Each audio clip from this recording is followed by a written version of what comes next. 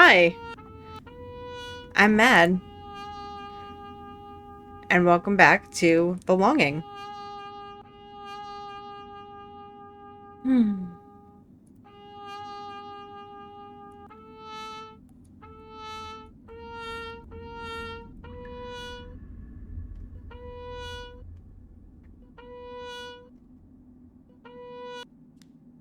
Another symphony for the ages.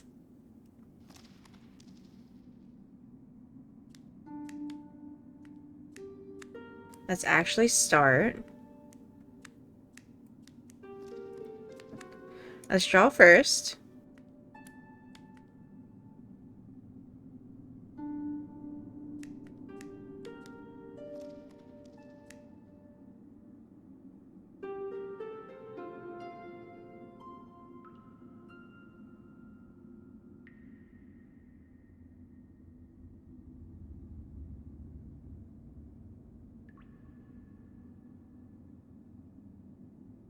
Mm.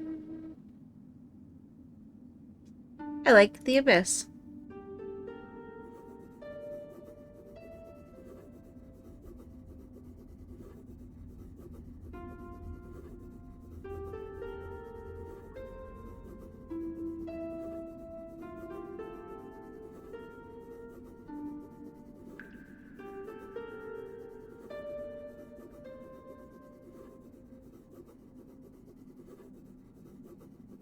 Oh, that's creepy.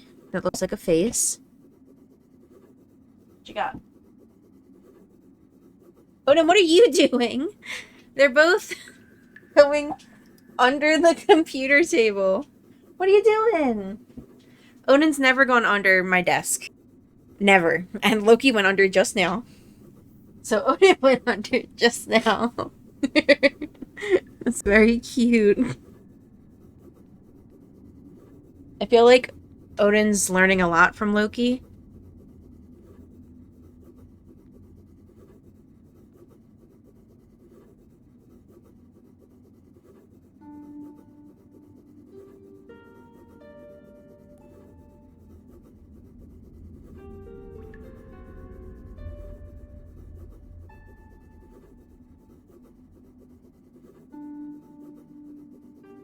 Is this like perfect height for you?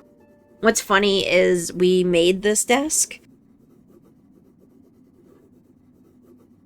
We got a nice piece of flat wood from IKEA, and we had a 2x4 that we were using to measure Odin from the time that we got him at 2 months.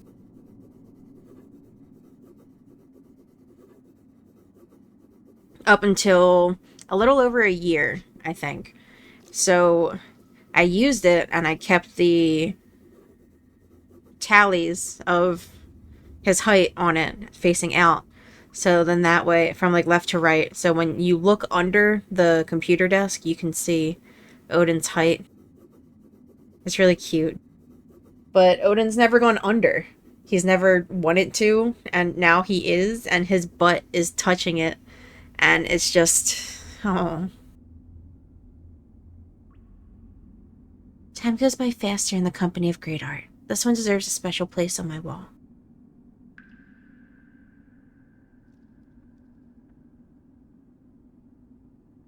I like it.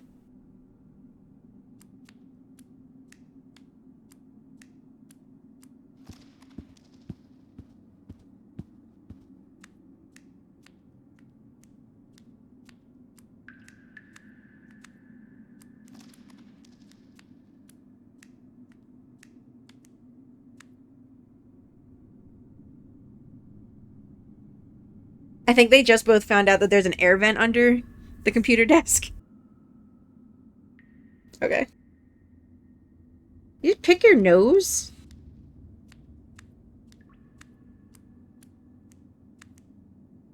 Oh, can I use the mattock here? Oh, the wall's getting harder on the left. I think I should start chipping to the right.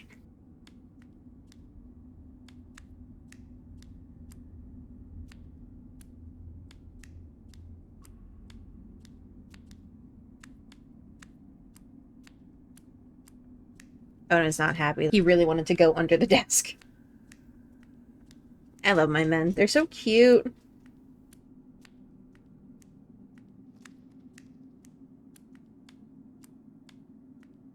Can I build a bed? No, I still don't have enough wood.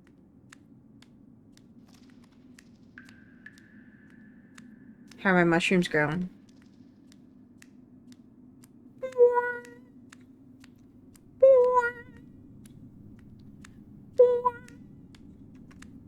I'm gonna harvest. And grow. Oh, how I love gardening. The more mushrooms I grow, the faster time seems to go by. A mushroom. I will handle it with the utmost care.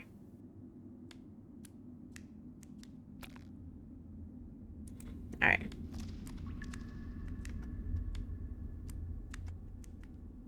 Let's see how far I will get.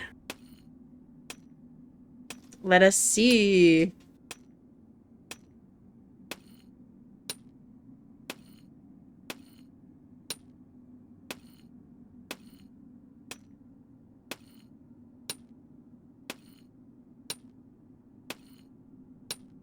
So I accidentally spilled a hot sauce. I got a hot sauce. I got a new doctor to start from the beginning. And at the new doctor, it's like 4 towns over. So it's a while away.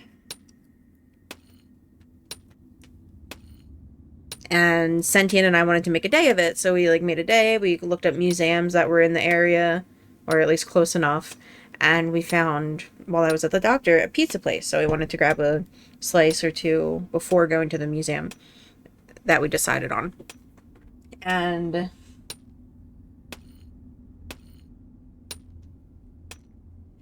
at the pizza place, they had local hot sauces there to buy and use. So I tried one, and they had 4 of the same brand. So I tried one, it was really good, so I bought all 4. One of them was like scorpion pepper hot. And that was the hottest one, and I really wanted to try that one. So today, because I'm making... Tomorrow I'm going to make like a peanut butter jelly-esque kind of chicken. So I'm using peanut sauce, spicy peanut sauce, and a strawberry barbecue mix. And hopefully I hope it turns out really good. I've been obsessed with the peanut butter and jelly combination on savory foods because it works really well.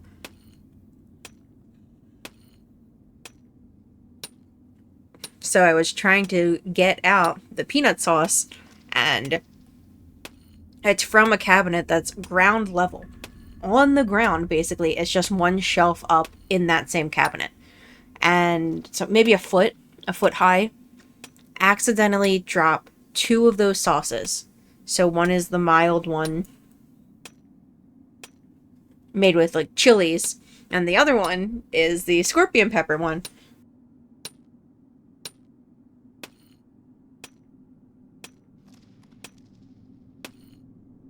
And it's not the hottest sauce we have, but it is, you know, still pretty spicy. It falls. And the bottom breaks. So all of the sauce spills out. It goes all the way up my leg. Both of them. It goes on Odin's legs, because Odin never leaves me alone, so he was right there. His 2 front ones. And it goes across the floor. And I was standing there dreading cleaning it up. Thankfully, Sentient helped because he was outside when it happened. So he came back in because he heard me going, ah, shit. And while I was cleaning it up, I realized that I have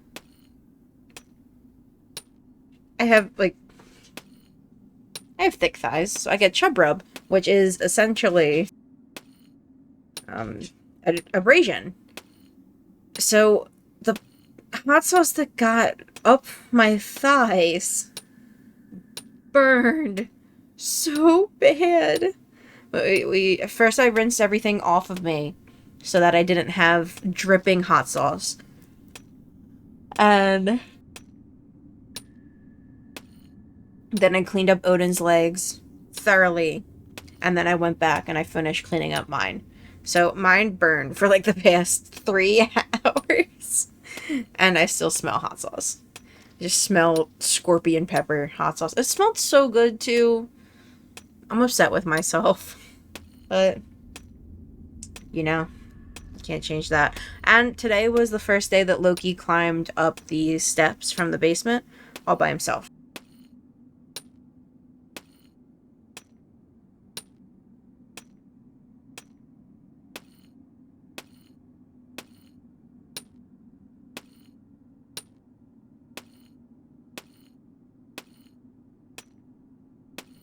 So we have a set of steps. So like our living room is at the bottom of the steps, and then everything else in the house is at the top of the steps.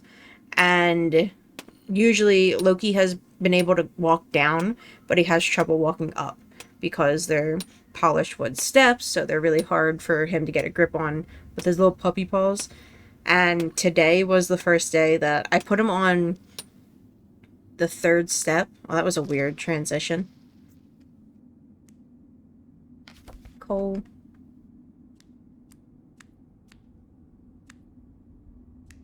Let's see how far I will get. So I put him up on the third step. So like his back legs were on the first step at the bottom, and then his front legs were on the third step because that's how short they are.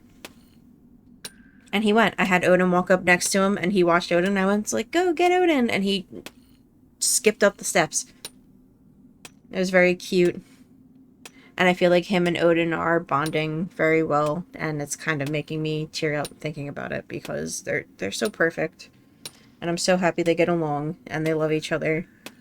And, you know, for years I was like, I think Odin needs a friend. And now that Odin's mature enough to, you know, help us raise a puppy, essentially, he's doing really well. I think this is what he needed, was somebody to hang out with and share his little joys with. Because he loves us. And we share in his happiness with him, obviously. But there's this connection that he has with Loki that he'll never have with us, and I just have to accept that.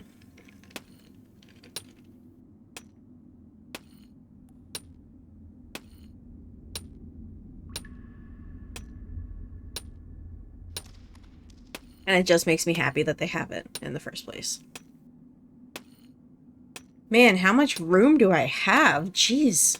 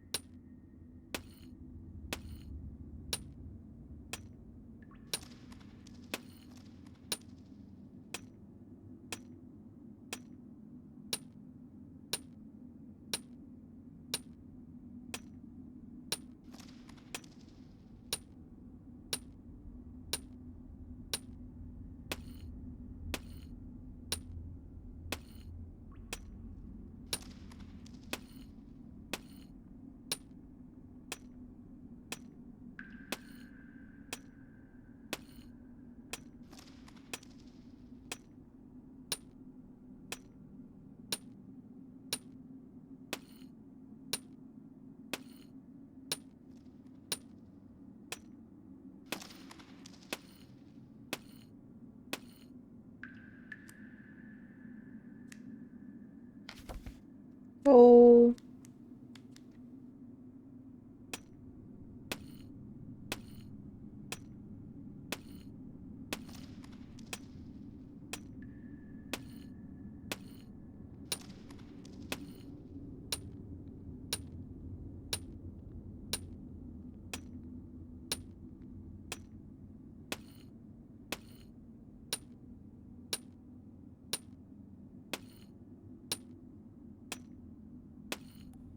I'm going so far. Look at how much room is being made.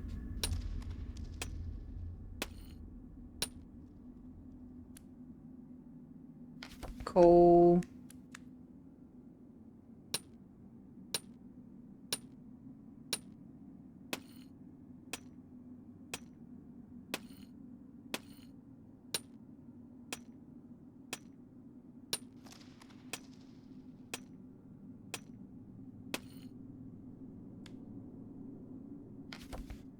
Coal.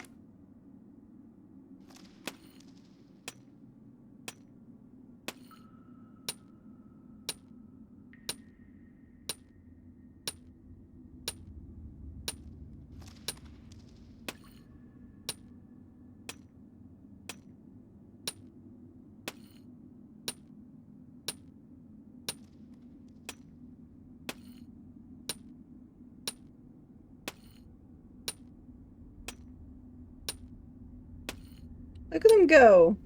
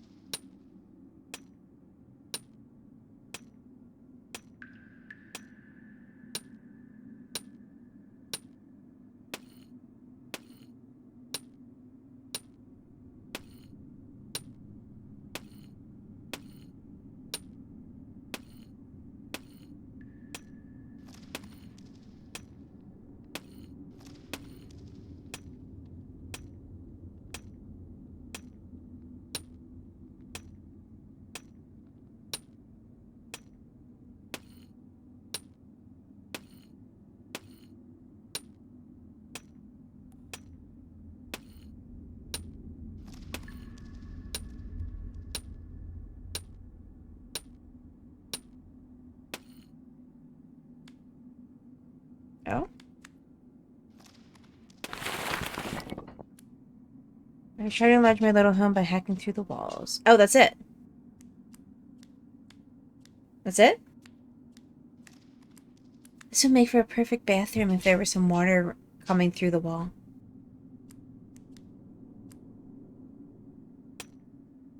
Granted, looks like my home won't get any bigger than this.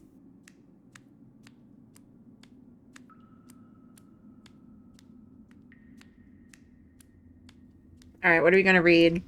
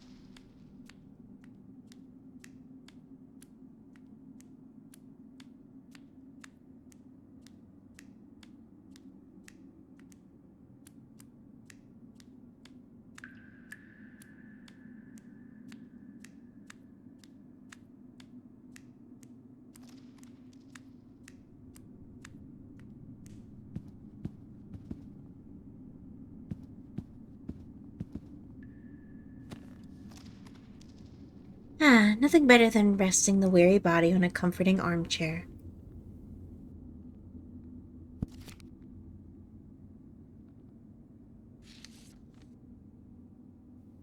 Oh, I dreamed of a strange place beyond the kingdom, with green grass and trees. An old blind man was operating a well that reached down into a cave. A spider emerged from the depths and scared a young troll sitting nearby. I wonder if this place is real or just a product of my imagination.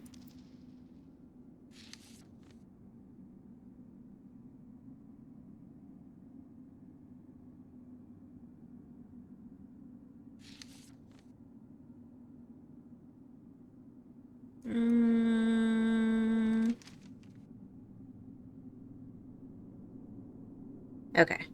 I did poems too. Did Six Swans. Gosh.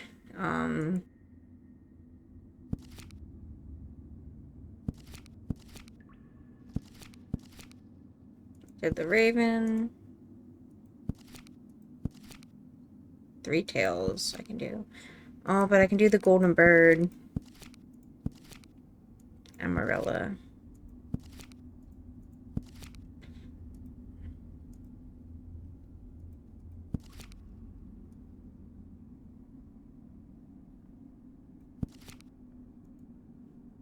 Alright.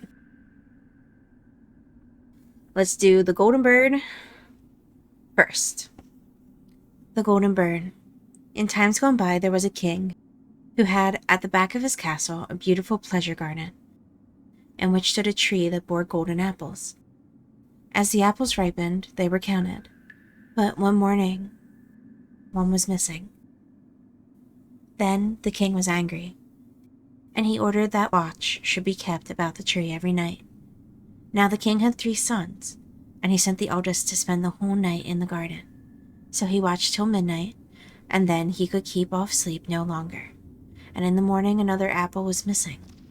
The second son had to watch the following night, but it fared no better, for when 12 o'clock had struck he went to sleep, and in the morning another apple was missing. Now came the turn of the third son to watch, and he was ready to do so, but the king had less trust in him, and believed he would acquit himself still worse than his brothers. But in the end he consented to let him try. So the young man lay down under the tree to watch, and resolved that sleep should not be master. When it struck 12, something came rushing through the air. He saw in the moonlight a bird flying towards him, whose feathers glittered like gold. The bird perched upon the tree, and had already pecked off an apple, when the young man let fly an arrow at it. The bird flew away, but the arrow had struck its plumage, and one of its golden feathers fell into the ground. The young man picked it up, and taking it next morning to the king, told him what had happened in the night. The king called his council together, and all declared that such a feather was worth more than the whole kingdom. "Since the feather is so valuable," said the king, "one is not enough for me. I must, and will have the whole bird." So the eldest son set off, and relying on his own cleverness, he thought he should soon find the golden bird. When he had gone some distance, he saw a fox sitting at the edge of the wood, and he pointed his gun at him. The fox cried out, "Do not shoot me, and I will give you good counsel. You are on your way to find the golden bird, and this evening you will come to a village, in which 2 taverns stand facing each other. One will be brightly lighted up, and there will be plenty of merriment going on inside. Do not mind about that, but go to the other one, although it would look to you very uninviting." How can a silly beast give one any rational advice? Thought the king's son, and let fly at the fox, but missed him, and he stretched out his tail and ran quick into the wood. Then the young man went on his way, and towards the evening he came to the village, and there stood 2 taverns. In one singing and dancing was going on, the other looked quite dull and wretched. "I should be a fool," said he, "to go to that dismal place while there is anything so good close by." So he went into the merry inn, and there lived in clover, quite forgetting the bird and his father, and all good counsel. As time went on, and the eldest son never came home, the second son set out to see the golden bird. He met with the fox just as the eldest did, and received good advice from him without attending to it. And when he came to the 2 taverns, his brother was standing and calling to him at the window of one of them, out of which came sounds of merriment, so he could not resist, but went in and revelled to his heart's content. And then, as time went on, the youngest son wished to go forth. "Hi. Did you get in trouble?" "Hello. Hello. Lay down. Take a nap. Take a nap. Both of you. Take a nap." And then, as time went on, the youngest son wished to go forth and to try his luck, but his father would not consent.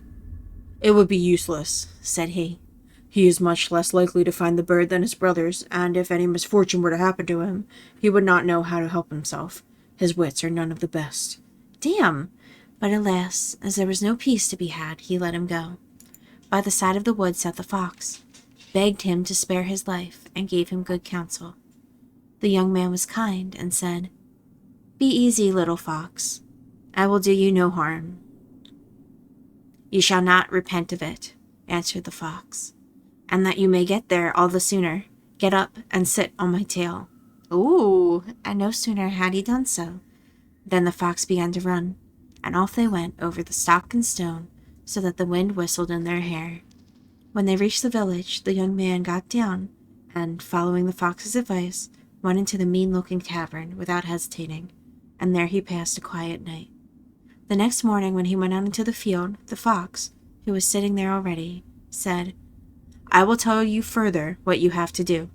Go straight on until you come to the castle, before which a great band of soldiers lie, but do not trouble yourself about them, for they will be all asleep and snoring.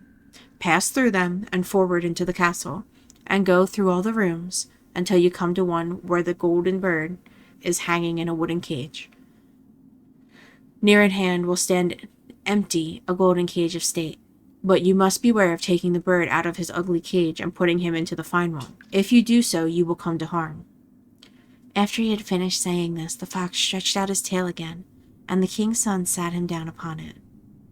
Then away they went over stock and stone, so that the wind whistled through their hair. And when the king's son reached the castle, he found everything as the fox had said, and he at last entered the room where the golden bird was hanging in a wooden cage. While the golden one was standing by, 3 golden apples too were in the room. Then, thinking it foolish to let the beautiful bird stay in the mean and ugly cage, he opened the door of it, took hold of it, and put it in the golden one. In the same moment, the bird uttered a piercing cry. The soldiers awakened, rushed in, seizing the king's son and putting him in prison. The next morning he was brought before a judge, and he confessed everything, condemned to death.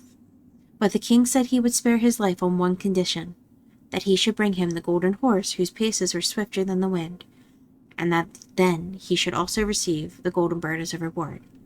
So the king's son set off to find the golden horse, but he sighed and was very sad. For how should it be accomplished? And then he saw his old friend the fox sitting by the roadside. Now you see, said the fox, all this has happened because you would not listen to me. But be of good courage, I will bring you through, and will tell you how you are to get to the golden horse. You must go straight on until you come to a castle, where the horse stands in his stable.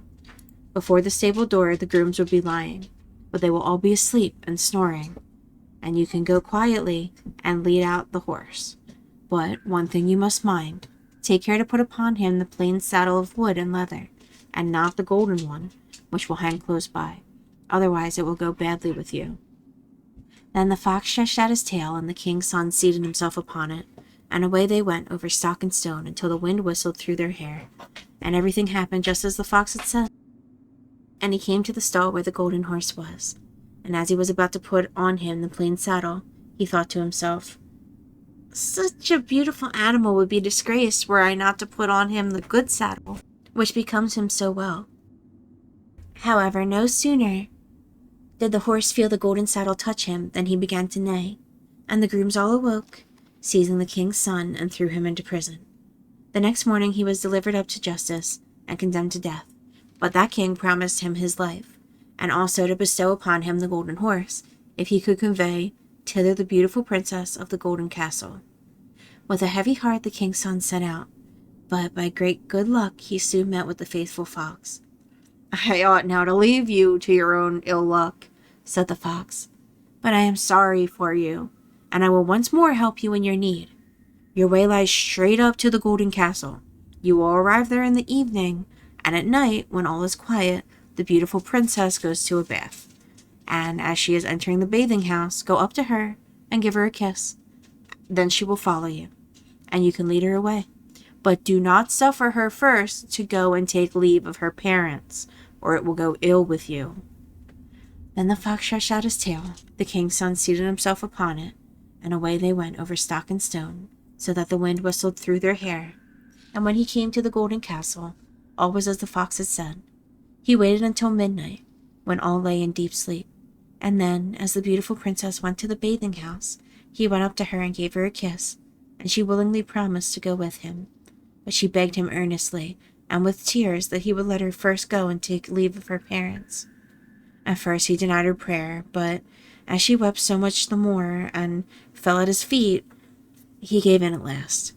And no sooner had the princess reached her father's bedside than he, and all who were in the castle, waked up, and the young man was seized and thrown in prison. The next morning the king said to him, "Thy life is forfeit, but thou shalt find grace if thou canst level the mountain that lies before my windows, and over which I am not able to see. And if this is done within 8 days, thou shalt have my daughter for a reward." So the king's son set to work, and dug and shoveled away without ceasing. But when, on the 7th day, he saw how little he had accomplished, and that all his work was as nothing, he fell into great sadness and gave up all hope. But on the evening of the 7th day the fox appeared and said, "You do not deserve that I should help you, but go now and lie down to sleep, and I will do the work for you." The next morning when he awoke and looked out of the window, the mountain had disappeared. The young man hastened, full of joy, to the king, and told him that his behest was fulfilled, and whether the king liked it or not, he had to keep his word and let his daughter go. So they both went away together, and it was not long before the faithful fox came up to them.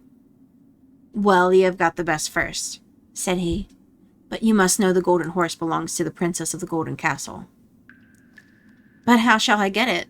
asked the young man. "I am going to tell you," answered the fox. "First, go to the king who sent you to the golden castle, and take to him the beautiful princess. There will then be very great rejoicing. He will willingly give you the golden horse, and they will lead him out to you. Then mount him without delay, and stretch out your hand to each of them to take leave, and last of all to the princess. And when you have her by the hand, swing her up on the horse behind you, and off you go. Nobody will be able to overtake you, for that horse goes swifter than the wind." And so it was all happily done, and the king's son carried off the beautiful princess on the golden horse. The fox did not stay behind, and he said to the young man, "Now I will help you get to the golden bird. When you draw near the castle where the bird is, let the lady alight, and I will take her under my care. Then you must ride the golden horse into the castle yard, and there will be great rejoicing to see it. And they will bring out to you the golden bird. As soon as you have the cage in your hand, you must start off back to us, and then you shall carry the lady away." The plan was successfully carried out, and when the young man returned with the treasure, the fox said, "Now what will you give me for my reward?" "What would you like?" asked the young man. "When we are all passing through the wood, I desire that you should slay me, and cut my head and feet off." "That were a strange sign of gratitude," said the king's son, "and I could not possibly do such a thing."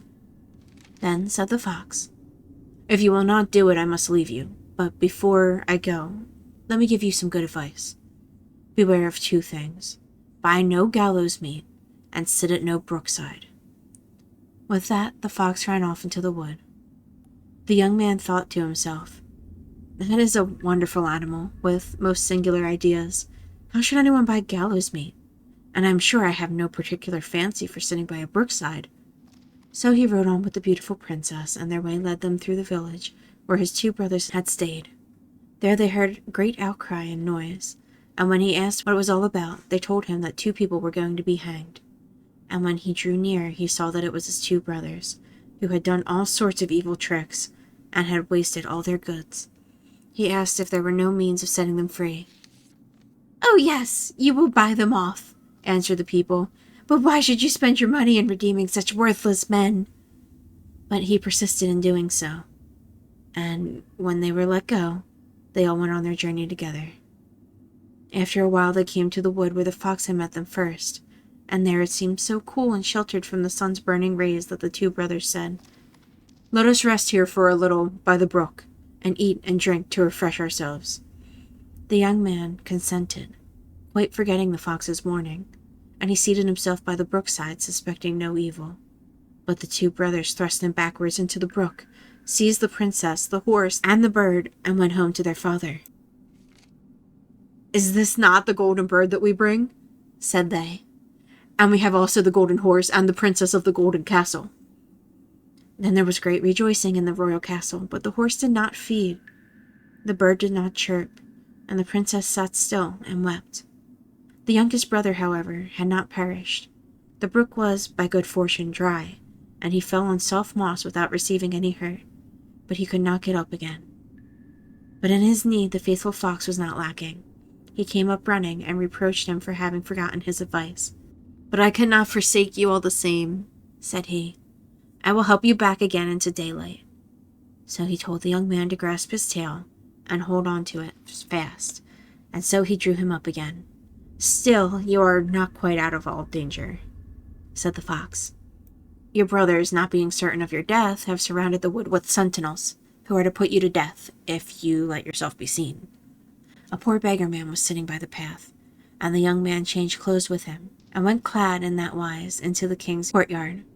Nobody knew him, but the bird began to chirp, and the horse began to feed, and the beautiful princess ceased weeping. "What does this mean?" said the king, astonished. The princess answered, "I cannot tell, except that I was sad, and now I am joyful. It is to me as if my rightful bridegroom had returned." Then she told him all that happened, although the two brothers had threatened to put her to death if she let out anything. The king then ordered every person who was in the castle to be brought before him, and with the rest came the young man like a beggar in his wretched garments. But the princess knew him and greeted him well, falling on his neck and kissing him. The wicked brothers were seized and put to death, and the youngest brother was married to the princess, and succeeded to the inheritance of his father. But what became of the poor fox? Long afterwards the king's son was going through the wood, and the fox met him and said, "Now you have everything that you can wish for, but my misfortunes never come to an end, and it lies in your power to free me from them." And once more he prayed the king's son earnestly to slay him, and cut off his head and feet. So at last he consented, and no sooner was it done than the fox was changed into a man, and was no other than the brother of the beautiful princess. And thus he was set free from a spell that had bound him for a long, long time. And now indeed there lacked nothing to their happiness, as long as they lived. Aww, I liked that. That's kind of long. Okay.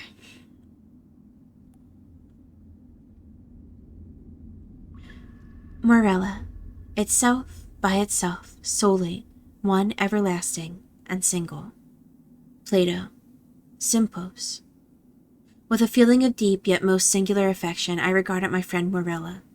Thrown by accident into her society many years ago, my soul from our first meeting burned with fires it had never before known. But the fires were not of Eros, and bitter and tormenting to my spirit was the gradual conviction that I could in no manner define their unusual meaning or regulate their vague intensity. Yet we met, and fate bound us together at the altar, and I never spoke of passion nor thought of love. She, however, shunned society, and attaching herself to me alone rendered me happy. It is a happiness to wonder. It is a happiness to dream. Morella's erudition was profound. As I hoped to live, her talents were of no common order. Her powers of mind were gigantic. I felt this, and in many manners became her pupil. I soon, however, found that, perhaps on account of her Presburg education, she placed before me a number of those mystical writings which are usually considered the mere dross of the early German literature. These, for what reason I could not imagine, were her favorite and constant study, and that in process of time they became my own, should be attributed to the simple but effectual influence of habit and example. In all of this, if I err not, my reason had little to do. My convictions, or I forget myself, were in no manner acted upon by the ideal, nor was any tincture of the mysticism which I read to be discovered, unless I am greatly mistaken, either in my deeds or in my thoughts. Persuaded of this, I abandoned myself implicitly to the guidance of my wife, and entered with an unflinching heart into the intricacies of her studies. And then, when poring over forbidden pages, I felt a forbidden spirit enkindling within me. Would Morella place her cold hand upon my own and rake up from the ashes of a dead philosophy some low, singular words, whose strange meaning burned themselves in upon my memory? And then, hour after hour, I would linger by her side, and dwell upon the music of her voice, until at length its melody was tainted with terror, and there fell a shadow upon my soul, and I grew pale and shuddered inwardly at those two unearthly tones. And thus, Joy suddenly faded into horror, and the most beautiful became the most hideous, as Hinnom became Gehenna. It is unnecessary to state the exact character of those disquisitions which, growing out of the volumes I have mentioned, formed for so long a time almost the sole conversation of Morella and myself. By the learned in what might be termed theological morality, they would be readily conceived, and by the unlearned, they would, at all events, be little understood. The wild pantheism of Fichte, the modified Pelagianedia of the Pythagoreans, and, above all, the doctrines of identity as urged by Schelling, were generally the points of discussion presenting the most of beauty to the imaginative Morella. That identity which is termed personal, Mr. Locke, I think, truly defines to consist in the saneness of rational being. And since by person we understand an intelligent essence having reason, and since there is a consciousness which always accompanies thinking, it is this which makes us all to be that which we call ourselves, thereby distinguishing us from other beings that think, and giving us our personal identity. But the principum of Vituationis, the notion of that identity, which at death is or is not lost forever, was to me, at all times, a consideration of intense interest, not more from the perplexing and exciting nature of its consequences than from the marked and agitated manner at which Morella mentioned them. But indeed, the time had now arrived when the mystery of my wife's manner oppressed me as a spell. I could no longer bear the touch of her wan fingers, nor the low tone of her musical language, nor the luster of her melancholy eyes. And she knew all this, but did not upbraid. She seemed conscious of my weakness or my folly, and, smiling, called it fate. She seemed also conscious of a cause, to me unknown, for gradual alienation of my regard, but she gave me no hint of token, or token of its nature. Yet was she woman, and pined away daily. In time the crimson spots settled steadily upon the cheek, and the blue veins upon the pale forehead became prominent, and one instant my nature melted into pity. But next I met the glance of her meaning eyes, and then my soul sickened and became giddy with the giddiness of one who gazes downward into some dreary and unfathomable abyss.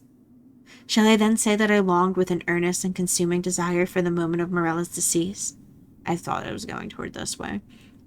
I did, but the fragile spirit clung to its tenement of clay for many days, for many weeks, and irksome months, until my tortured nerves obtained the mastery over my mind, and I grew furious through the delay, and, with the heart of a fiend, cursed the days and hours and the bitter moments which seemed to lengthen and lengthen as her gentle life declined, like shadows in the dying of the day.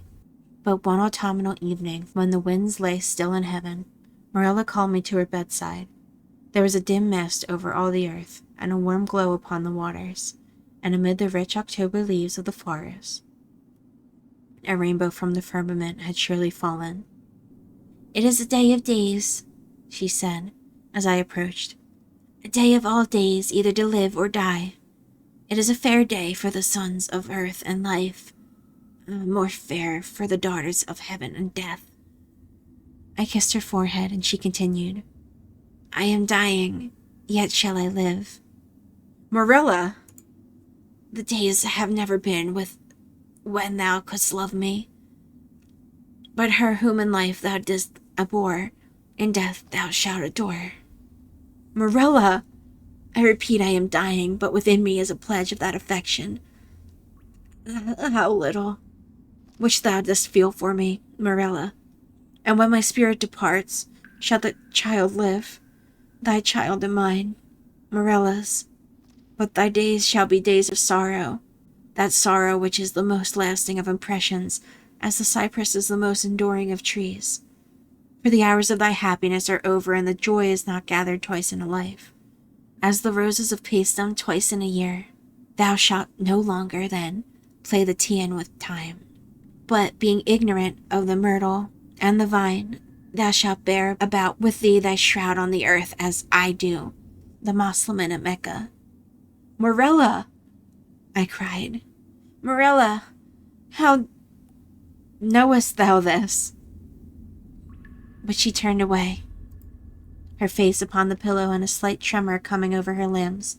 She thus died, and I heard her voice no more. Yet, as she had foretold, her child, to which in dying she had given birth, which breathed not until the mother breathed no more, her child, a daughter, lived, and she grew strangely in stature and intellect, and was the perfect resemblance of her who had departed, and I loved her with love more fervent than I had believed it possible to feel for any denizen of earth. But ere long the heaven of this pure affection became darkened, and gloom and horror and grief swept over in clouds. I said the child grew strangely in stature and intelligence. Strange, indeed, was her rapid increase in bodily size, but terrible, oh, terrible, were the tumultuous thoughts which crowded upon me while watching the development of her mental being. Could it be otherwise when I daily discovered in the conceptions of the child the adult powers and faculties of the woman? I knew it was going this way. When the lessons of experience fell from the lips of infancy, and when the wisdom or the passions of maturity I found hourly gleaming from its full and speculative eye, when I say all this became evident to my appalled senses, when I could no longer hide it from my soul, nor throw it off from those perceptions which trembled to receive it, is it to be wondered that the suspicions of a nature fearful and exciting crept in upon my spirit, or that my thoughts fell back aghast upon the wild tales and thrilling theories of the entombed Morella? I snatched from the scrutiny of the world a being whom destiny compelled me to adore, and in the rigorous seclusion of my home watched with an agonizing anxiety over all which concerned and beloved. And as years rolled away, and I gazed day after day upon her holy and mild and eloquent face, and pored over her maturing form, day after day did I discover new points of resemblance in the child to her mother, the melancholy and the dead. This is his kid, right? And hourly grew darker these shadows of similitude, and more full and more definite and more perplexing, and more hideously terrible in their aspect. For that her smile was like her mother's I could bear, but then I shuddered, as its too perfect identity. That her eyes were like Morella's I could endure. But then they too often looked down into the depths of my soul with Morella's own intense and bewildering meaning. And in the contour of the high forehead, and in the ringlets of the silken hair, and in the wan fingers which bury themselves therein, and in the sad musical tones of her speech, and above all, oh, above all, in the phrases and expressions of the dead on the lips of the loved and the living, I found food for consuming thought and horror, for a worm that would not die. Thus passed away 2 lustra of her life, and as yet my daughter remained nameless upon the earth. My child and my love were designations usually prompted by a father's affection, and the rigid seclusion of her days precluded all other intercourse. Morella's name died with her at her death. Of the mother I had never spoken to the daughter. It was impossible to speak. Indeed, during the brief period of her existence, the latter had received no impressions from the outward world, save such as might have been afforded by the narrow limits of her privacy. But at length the ceremony of baptism presented to the mind, and its unnerved and agitated condition, a present deliverance from the terrors of my destiny. And at the baptismal font I hesitated for a name, and many titles of the wise and beautiful, of old and modern times, of my own and foreign lands came the thronging to my lips, with many, many fair titles of the gentle and the happy and the good. What prompted me then to disturb the memory of the buried dead? What demon urged me to breathe that sound which in its very recollection was wont me to make ebb the purple blood in torrents from the temples to her heart? What fiend spoke from the recesses of my soul when amid those dim aisles, and in the silence of the night, I whispered within the ears of the holy man the syllables, Morella? What more than fiend convulsed the features of my child and overspread them with hues of death, as starting at that scarcely audible sound, she turned her glassy eyes from the earth to heaven, and falling prostrate on the black slabs of our ancestral vault, responded, I am here. Distinct, coldly, calmly distinct, fell those few simple sounds within my ear, and thence like molten lead rolled hissingly into my brain. Years may pass away, but the memory of that epoch never. Nor was I indeed ignorant of the flowers and the vine, but the hemlock and the cypress overshadowed me night and day, and I kept no reckoning of time or place, and the stars of my fate faded from heaven, and therefore the earth grew dark, and his figure passed by me like flitting shadows, and among them all I beheld only Morella. The winds of the firmament breathed but one sound within my ears, and the ripples upon the sea murmured evermore, Morella. But she died, and with my own hands I bore her to the tomb, and I laughed with a long and bitter laugh as I found no traces of the first in the channel where I laid the second. Morella. The end. Do we want one more? Yeah, let's just do fucking Pym. Let's do Pym. Abel's is long. I can do it, why not? Metamorphoses, the creation of the world. Of bodies changed to various forms I sing, ye gods from whom these miracles did spring, inspire my numbers with celestial heat, till I may long laborious work complete, and add perpetual tenor to my rhymes, deducted from nature's birth to Caesar's times, before the sea in this terrestrial ball, and heaven, high canopy that covers all. One was the face of nature, if a face, rather a rude and indigested mass, a lifeless lump unfashioned and unfamed, of jarring seas and justly chaos named. No sun was lighted up the world to view, no moon did yet her blunted horns renew, nor yet was earth suspended in the sky, nor poised did on her own foundations lie, nor seas about the shores their arms had thrown, but earth and air and water were in one. Thus air was void of light, and earth unstable, and water's dark abyss unnavigable. No certain form on any was impressed, all were confused, and each disturbed the rest. For hot and cold were in one body fixed, and soft with hard and light with heavy mixed. But God or nature, while they thus contend, to these intestine discords put to an end. Then earth from air and seas from earth were driven, and grosser air sunk from ethereal heaven. Thus disembroiled they take their proper place, the next of kin contiguously embrace, and foes are sundered by a larger space. The force of fire ascended first on high, and took his dwelling in the vaulted sky. Then air succeeds in lightness next to fire, whose atoms from unactive earth retire. Earth sinks beneath and draws a numerous throng of ponderous thick unwieldy seeds along. About her coast unruly waters roar, and rising on a ridge insult the shore. Thus when the god, whatever god was he, had formed the whole and made the parts agree, that no unequal portions might be found, he moulded earth into a spacious round. Then with a breath he gave the winds to blow, and bade the congregated waters flow. He adds the running springs, and standing lakes, and bounding banks, for winding rivers makes. Some part in earth are swallowed up the most, and ample oceans disemboweled are lost. He shades the woods, the valleys he restrains, with rocky mountains, and extends the plains. And as 5 zones the ethereal regions bind, 5, correspondent, are to earth assigned.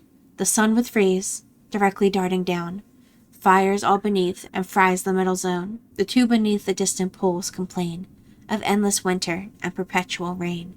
Betwixt the extremes 2 happier climates hold, the temper that partakes of hot and cold, the fields of liquid air enclosing all, surrounding the compass of this earthly ball.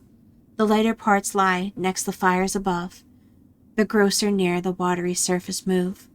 Thick clouds are spread, and storms engender there, and thunder's voice, which wretched mortals fear, and winds that on their wings cold winter bear. Nor were those blustering brethren left at large, on seas and shores their fury to discharge. Bound as they are, and circumscribed in place, they rend the world, resistless, where they pass, and mighty marks of mischief leave behind, such is the rage of their tempestuous kind. First Eris to the rising morn is sent, the regions of the balmy continent, and the eastern realms where early Persians run, to greet the blessed appearance of the sun. Westward the wanton zephyr wings his flight, pleased with the remnants of departing light. Fierce Boreas, with his offspring, issues forth to invade the frozen wagon of the north, while frowning Auster seeks the southern sphere, and rots with endless rain the unwholesome year. High o'er the clouds and empty realms of wind, the God and clear space for heaven designed, where fields of light and liquid aether flow, purged from the ponderous dregs of earth below. Jesus Christ! Scarce had the powers distinguish these when straight, the stars, no longer overlaid with weight, exert their heads from underneath the mass, and upward shoot, and kindle as they pass, and with diffusive light adorn their heavenly place. Then every void of nature to supply, with forms of gods he fills the vacant sky. New herds of beasts he sends the plains to share, new colonies of birds to people air, and to their oozy beds the finny fish repair. A creature of more exalted kind was wanting yet, and then was man designed. Conscious of thought, of more capacious breasts, for empire formed and fit to rule the rest. Whether with particles of heavenly fire, the God of nature did his soul inspire, or earth, but new divided from the sky, and pliant, still, retained the ethereal energy, which wise Prometheus tempered into paste, and mixed with living streams the godlike image cast.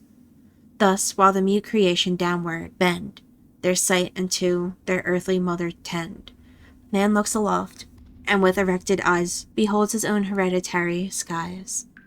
From such rude principles our form began, and earth was metamorphosed into man. Jesus Christ! Okay, the Golden Age.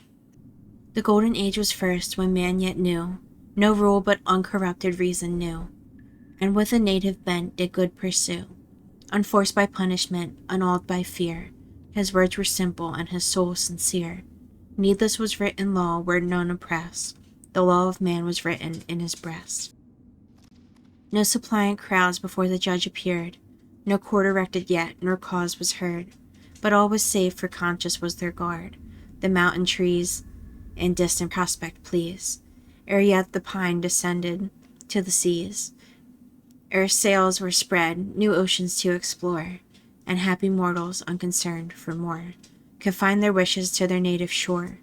No walls were yet, nor fence, nor moat, nor mound, nor drum was heard, nor trumpet's angry sound, nor swords were forged, but void of care and crime, the soft creations slept away their time. The teeming earth, yet guiltless of the plough, and unprovoked did fruitful stores allow, content with food which nature freely bred, on wildings and on strawberries they fed. Cornels and brambleberries gave the rest, and falling acorns furnished out a feast. The flowers unsown in fields and meadows reigned, and western winds immortal spring maintained. In following years the bearded corn ensued, from earth unasked, nor was that earth renewed. From veins of valleys milk and nectar broke, and honey sweating through the pores of oak. The Silver Age. But when good Saturn, banished from above, was driven to hell, the world was under Jove. Succeeding times a Silver Age behold, excelling brass, but more excelled by gold. Then summer, autumn, winter did appear, and spring was but a season of the year. The sun his annual course obliquely made, good days contracted, and enlarged the bad. Then air with sultry heats began to glow. The wings of winds were clogged with ice and snow, and shivering mortals into houses driven sought shelter from the inclemency of heaven. Those houses then were caves or homely sheds, with twining osiers fenced, and moss their beds. Then plows for seed the fruitful furrows broke, and oxen labored first beneath the yoke. The Brazen Age. To this came next in course the Brazen Age, a warlike offspring prompt to bloody rage, not impious yet. The Iron Age. Hard steel succeeded then, and stubborn as the metal were the men. Truth, modesty, and shame the world forsook, fraud, avarice, and force their places took. Then sails were spread to every wind that blew, raw were the sailors, and the depths were new. These trees rudely hollowed did the waves sustain, ere ships in triumph ploughed the watery plain. Then the landmarks limited to each his right, for all before was common as the light. Nor was the ground alone required to bear her annual income to the crooked share, but greedy mortals rummaging her store, digged from her entrails first the precious ore, which next to hell the prudent gods had laid, and that alluring ill to sight displayed. Thus cursed steel and more accursed gold gave mischief birth and made the mischief bold, and double death did wretched man invade, by steel assaulted and by gold betrayed. Now brandished weapons glittering in their hands, mankind is broken loose from moral bands. No rites of hospitality remain. The guest by him who harbored him is slain. The son-in-law pursues the father's life. The wife her husband murders, he the wife. The stepdame poison for the son prepares. The son inquires unto his father's years. Faith flies, and the piety in exile mourns, and justice here oppressed to heaven returns.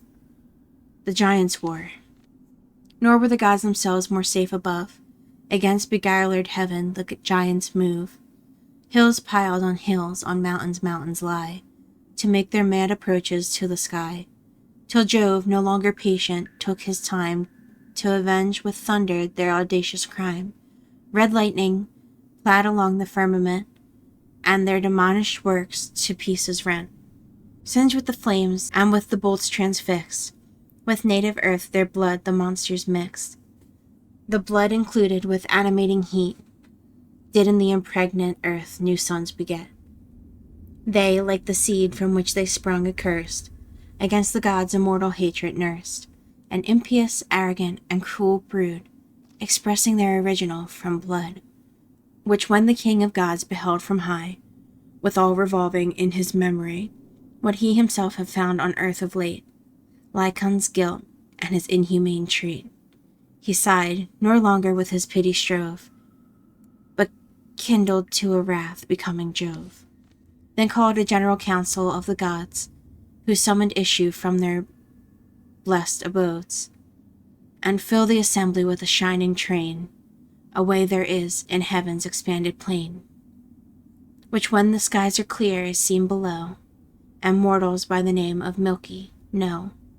The groundwork is of stars, through which the road lies open to the thunderer's abode. The gods of greater nations dwell around, and on the right and left the palace abound. The commons where they can, the nobler sort, with winding doors wide open, front the court. This place, as far as earth with heaven may vie, dare to call the Louvre of the sky. When all were placed in seats distinctly known, and he their father had assumed the throne, upon his ivory scepter first he leant, then took his head and shook the firmament. Air, earth, and seas obeyed the almighty nod, and with a general fear confessed the God. At length with indignation thus he broke his awful silence, and the powers bespoke. I was not more concerned in that debate of empire when our universal state was put to hazard, and the giant race our captive skies were ready to embrace. For though the foe was fierce, the seeds of all rebellion sprung from the one original. Now, wheresoever ambient waters glide, all are corrupt, and all must be destroyed. Let me this holy protestation make, by hell and hell's unavoidable lake. I try whatever in the Godhead lay, but gangrened members must be lopped away, before the nobler parts are tainted to decay. There dwells below a race of demigods, of nymphs and waters, and of fauns and woods, who though not worthy yet in heaven to live, let him at least enjoy that earth we give. Can these be thought securely lodged below, when I myself, who no superior know, I who have heaven and earth at my command, have been attempted by Lycaon's hand? At this a murmur through the synod went, and with one voice they vote his punishment. Thus when conspiring traitors dared to doom the fall of Caesar, and in him of Rome, the nations trembled with a pious fear, all anxious for their earthly thunderer. Nor was their care, O Caesar, less esteemed by thee than that of heaven, for Jove was deemed, who with his hand and voice did first restrain their murmurs, then resumed his speech again. The gods with silence were composed in sate, with reverence due to his superior state. Cancel your pious cares, already he has paid his debt to justice and to me. Yet what his crimes and what my judgments were remains for me thus briefly to declare. The clamors of this vile, degenerate age, the cries of orphans and the oppressor's rage, had reached the stars. I will descend, said I, in hope to prove this loud complaint a lie. Disguised in humane shape, I traveled round the world, and more than what I heard I found. O'er Manalis I took my steepy way, by caverns infamous for beasts of prey, then crossed Selene and the piny shade, more infamous by cursed Lycaon made. Dark night had covered heaven and earth before I entered his unhospitable door. Just at my entrance I displayed the sign that somewhat was approaching of divine. The prostrate people pray, the tyrant grins, and adding profanation to his sins. I'll try, said he, and if a god appear, to prove his deity shall cost him dear. 'Twas late, the graceless wretch my death prepares, when I should soundly sleep, oppressed with cares. This dire experiment he chose to prove, if I were mortal or undoubted Jove. But first he had resolved to taste my power, not long before, but in a luckless hour. Some legates sent from the Molassian state were on a peaceful errand come to treat. Of these he murders one, he boils the flesh, and lays the mangled morsels in a dish. Some part he roasts, then serves it up, so dressed, and bids me welcome to this humane feast. Moved with disdain the table I overturned, and with avenging flames the palace burnt. The tyrant in affright for shelter gains the neighboring fields, and scours along the plains. Howling he fled, and fain he would have spoke, but humane voice his brutal tongue forsook. About his lips the gathered foam he churns, and breathing slaughters still with rage he burns. But on the bleeding flock his fury turns, his mantle now his hide with rugged hairs cleaves to his back, a famished face he bears. His arms descend, his shoulders sink away, to multiply his legs for chase of prey. He grows a wolf, his horridness remains, and the same rage in other members reigns. His eyes still sparkle in a narrower space, his jaws retain the grin and violence of his face. This was a single ruin, but not one deserves so just a punishment alone. Mankind's a monster, and the ungodly times, confederate into guilt, are sworn to crimes. All are alike involved in ill, and all must by the same relentless fury fall. Thus ended he the greater god's ascent, by clamors urging his severe intent. The less fill up the cry for punishment, yet still with pity they remember man, and mourn as much as heavenly spirits can. They ask, when those were lost of humane birth, what he would do with all this waste of earth.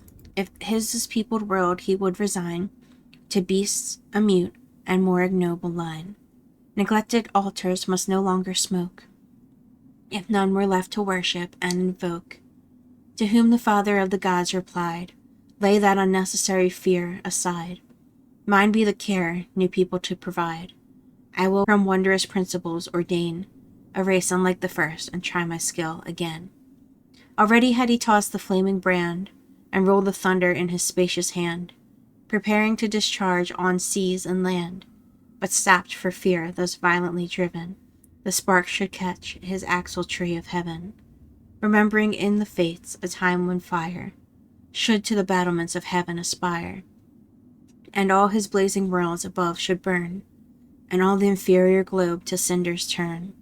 His dire artillery thus dismissed, he bent his thoughts to some secure punishment, concludes to pour a watery deluge down, and what he durst not burn, resolves to drown. The northern breath that freezes floods he binds, with all the race of cloud-dispelling winds. The south he loosed, whose night and horror brings, and fogs are shaken from his flaggy wings. From his divided beard two seams he pours, his head and rheumy eyes distill in showers. With rain his robe and heavy mantle flow, and lazy mists are lowering on his brow. Still as he swept along with his clenched fists, he squeezed the clouds, the imprisoned clouds resist. The skies from pole to pole with peals resound, and showers enlarged come pouring on the ground. Then, clad in colors of various dye, Junonian iris breeds a new supply. To feed the clouds, impetuous rain descends, the bearded corn beneath the burden bends. Defrauded clowns deplore their perished grain, and the long labors of the year are vain. Nor from his patrimonial heaven alone is Jove content to pour his vengeance down. Aid from his brother of the seas he craves, to help him with auxiliary waves. The watery tyrant calls his brooks and floods, who rail from mossy caves their moist abodes, and with perpetual urns his palace fill, to whom in brief he thus imparts his will. Small extortion needs your powers employ, and this bad world, so Jove requires, destroy. Let loose the reins to all your watery shore, bear down the dams and open every door. The floods by nature enemies to land, and proudly swelling with their new command, remove the living stones that stop their way, and gushing from their source, augment the sea. Then with his mace their monarch struck the ground, with inward trembling earth received the wound, and rising streams a ready passage found. The expanded waters gather on the plain, they float the fields and overtop the grain. Then rushing onwards with a sweepy sway, bear flocks and folds, and laboring hinds away. Nor safe their dwellings were, for sapped by floods, their houses fell upon their household gods. The solid piles, too strongly built to fall, high o'er their heads, behold a watery wall. Now seas and earth were in confusion lost, a world of waters and without a coast. One climbs a cliff, one in his boat is borne, and plows above where late he sowed his corn. Others o'er chimney tops and turrets row, and drop their anchors on the meads below. Or downward driven they bruise their tender vine, or tossed aloft are knocked against a pine. And where of late the kids had cropped the grass, the monsters of the deep now take their place. Insulting nereids on their cities ride, and wandering dolphins o'er the palace glide. On leaves and masts of mighty oaks they browse, and their broad fins entangle in the boughs. The frightened wolf now swims amongst the sheep, the yellow lion wanders in the deep. His rapid force no longer helps the boar, the stag swims faster than he ran before. The fowls, long beating on their wings in vain, despair of land and drop into the main. Now hills and vales no more distinction know, and level nature lies oppressed below. The most of mortals perish in the flood, the small remainder dies for want of food.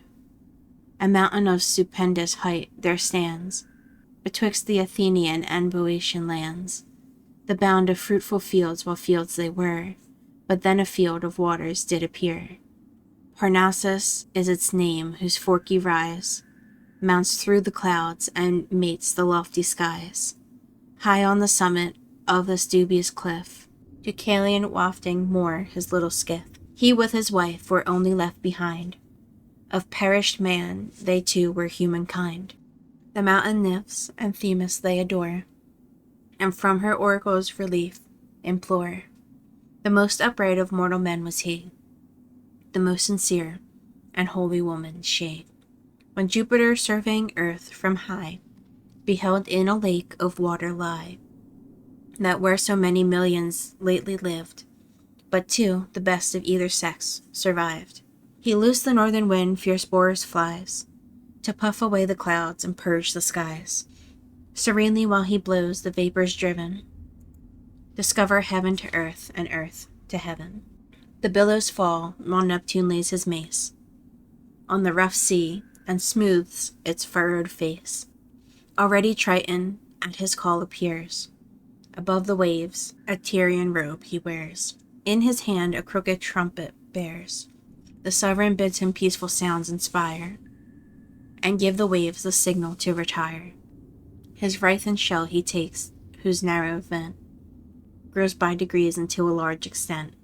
This is rough. Then gives it breath, the blast with doubling sound runs the wide circuit of the world around. The sun first heard it in his early east, and met the rattling echoes in the west. The waters listening to the trumpet's roar, obey the summons and forsake the shore. The thin circumference of land appears, and earth but not at once her visage rears, and peeps upon the seas from upper grounds, the streams but just contained within their bounds. By slow degrees into their channels crawl, and earth increases as the waters fall. In longer times the tops of trees appear, which mud on their dishonored branches bear. At length the world was all restored to view, but desolate and of a sickly hue.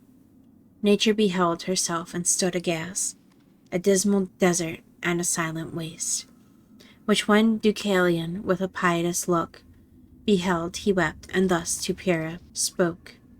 O wife, O sister, O of all thy kind, the best and only creature left behind, by kindred love and now by dangers joined, of multitudes whose breath the common air, we two remain a species in a pair. The rest the seas have swallowed, nor have we, even of this wretched life, a certainty. The clouds are still above, and while I speak, a second deluge o'er our heads may break. Should I be snatched from hence, and thou remain, without relief or partner of thy pain, how couldst thou such a wretched life sustain? Should I be left, and thou be lost, the sea, that buried her I loved, should bury me. O could our Father his old arts inspire, and make me heir of his informing fire, that so I might abolished man retrieve, and perished people in new souls might live. But heaven is pleased, nor ought we to complain, that we, the examples of mankind, remain. He said. The careful couple joined their tears, and then invoked the gods with pious prayers. Thus in devotion having eased their grief, from sacred oracles they seek relief, and to Cephissus broke their way pursue. The stream was troubled, but the ford they knew. With living waters in the fountain bred, they sprinkle first their garments and their head, then took the way which to the temple led. The roofs were all defiled with moss and mire, the desert altars void of solemn fire. Before the gradual prostrate they adored, the pavement kissed, and thus the saint implored. O righteous Themis of the powers above, watch me be saying that completely wrong, my prayers are bent to pity and to love. If human miseries can move their mind, if they can forgive and yet be kind, tell how we may restore by second birth mankind and people dislocated earth. Then thus the gracious goddess nodding said, Depart, and with your vestments veil your head. And stooping lowly down with loosened zones, throw each behind your backs your mighty mother's moans. Amazed the pair, and mute with wonder stand, till Pyrrha first refused the dire command. Forbid it heaven, said she, that I should tear those holy relics from the sepulchre. They pondered the mysterious words again, for some new sense, and long they sought in vain. At length Deucalion cleared his cloudy brow, and said, The dark enigma will allow a meaning which, if well I understand, from sacrilege will free the gods' command. This earth our mighty mother is, the stones in her capacious body are her bones. These we must cast behind, with hope and fear. The woman did the new solution here. The man defies in his own augury, and doubts the gods, yet both resolve to try. Descending from the moment they first unbind, their vests unveiled they cast the stones behind. The stones a miracle to mortal view, but long tradition make it past for true. Did first the rigor of their kind expel, and supplied into softness as they fell. Then swelled and swelling by degrees grew warm, and took the rudiments of human form. Imperfect shapes in marble such are seen, when the rude chisel does the man begin, while yet the roughness of the stone remains, without the rising muscles and the veins. The sappy parts and necks resembling juice were turned into moisture for the body's use, supplying humors, blood, and nourishment, the rest too solid to receive a bent. Converts to bones, and what was once a vein, its former name, and nature did retain, by help of power divine in little space, what the man threw assumed a manly face, and what the wife renewed the female race. Hence we derive our nature born to bear laborious life and hardened into care. The rest of animals from teeming earth, produced in various forms, receive their birth, the native moisture in its close retreat, digested by the sun's ethereal heat, as in a kindly womb began to breed, then swelled and quickened by the vital seed, and some in less and some in longer space, were ripened into form and took a several face. Thus when the Nile from Pharian fields is fled, and seeks when ebbing tides his ancient bed, the fat manure with heavenly fire is warmed, and crusted creatures as in wombs are formed. These, when they turn, the glebe the peasants find, some rude and yet unfinished in their kind, short of their limbs a lame imperfect birth, one half alive and one of lifeless earth. For heat and moisture when in bodies joined, the temper that results from either kind, conception makes, and fighting till they mix, their mingled atoms in each other's fix. Thus nature's hand and genial bed prepares, with friendly discord and with fruitful wars.